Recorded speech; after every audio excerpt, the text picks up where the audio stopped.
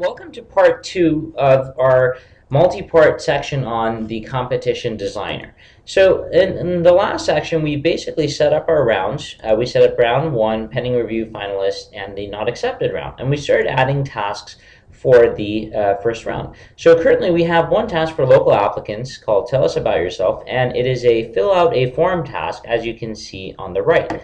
Now, what I'm going to do is I'm going to click on this drop down again, and let's try another task type. So the next task type that we're going to try is the upload a document task type.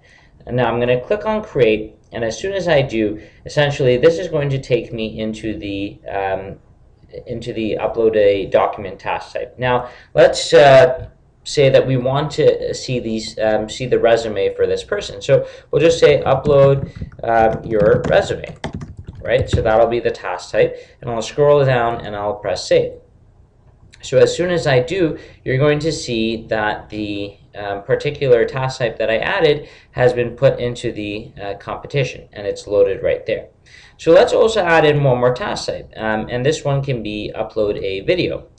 And we'll click on create task, and as soon as we do, you're going to see that we're going to get the same screen, and here I'm just going to say upload a video of yourself. And this time we're going to add a description. So in the description section, what we can put is, upload a video describing why you should win this award. Right, and as soon as you do that, you can press Save Task again, and essentially that task type will get added into the Competition Designer screen. So now that we've added that, we will have three different task types in this section. And one of the things that you should note is that you can actually move around these tasks. So I can click on drag this one to the top or to the bottom and so on and so forth. And obviously you can do the same thing with rounds as well.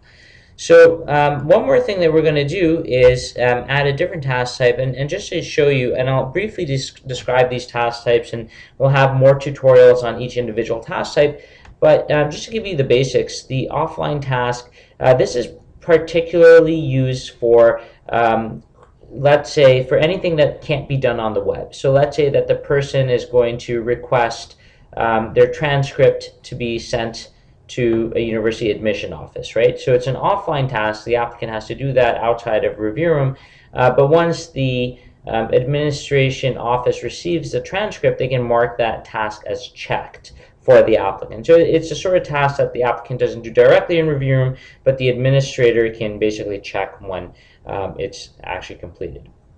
We also have an upload an audio file. So that's music for music competitions and such, where people can upload their audio files. There's a portfolio task, and the portfolio task is if you have a group of images, if you want an applicant to upload a group of images that they have, they can do that as part of that task. We are going to use the get a recommendation task. So let me click on that. And this is for getting reference letters from external parties. So let's say that as part of this competition, we want every applicant to get a reference letter from someone else vouching for them that they should win this prize. So we'll call this get a letter of reference. And it's actually a really cool task because this is from an external party. The external party will essentially get an email, and the email will ask them to come in and upload a reference letter or to fill out a reference form. And as soon as they do, it's really nice because the applicant will see that their reference actually uploaded this material. However, they will not see the contents of that material, and that's the key, right? That they won't know what was actually in that material, so it makes a reference a bit unbiased. So the other task that we're going to add will be the make a payment task.